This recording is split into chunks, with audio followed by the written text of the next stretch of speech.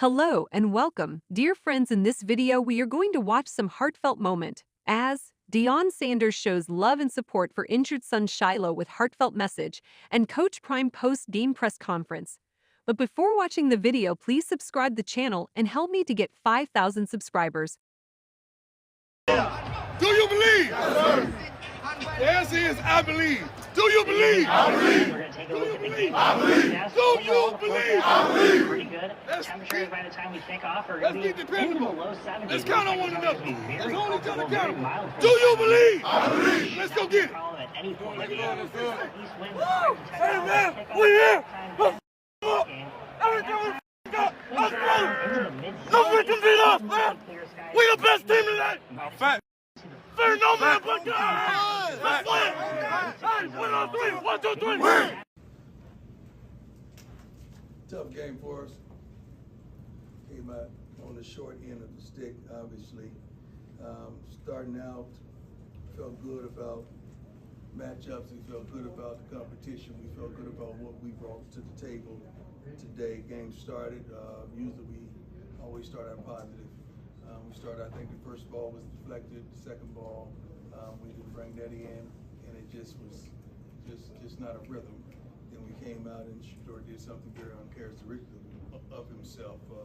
Never makes a bad decision, especially in that part of the field, which they got a pick 6. After that, we were just trying to play catch up. Defense surrendered some things early, but I'm really pleased with the way they played in the second half. It seemed like we were a team of second half defensively. We just got to get it going earlier. But overall, certainly not happy with the outcome, but the positive things, the way we competed in the second half, we had no give up, no quit in us whatsoever. We know we got to do a better job offensively on protection. Well as trying to figure out how to establish a run game and be consistent with that. I'm just excited. I mean, you got to understand when you're in a situation like this, you got to find something to hold on to that you can encourage your team. And I'm truly excited about the second half of football that we played. You would have thought offensively would have came in here and did half of what we did a week ago, and it would have been a better contest, but it didn't. They had the advantage the whole entire game. It seemed as though young kid did a good job with protecting the ball, not turning it over as well. I'm looking at 23 for 30. That's pretty darn good, 185 yards, but touchdown and no turnovers. I'm not happy about 9 penalties for 104 yards whatsoever. The game got truly sloppy at the end of it. It seemed like it was just flag after flag after flag. They had 12 for 105. Normally, with that type of output of flags and penalties, you usually come out victorious, but both of us were horrible in that aspect. Third downs, 4-14 is not who we are. Fourth downs, we had 2 shots at one point to get a yard, and we didn't accomplish that. And that was truly frustrating when we prepare for those type of situations. We were in those type of situations in practice several times this week. I made sure we prepared for those situations, but we didn't get it. So it was what it was. Hats off to Coach Rule.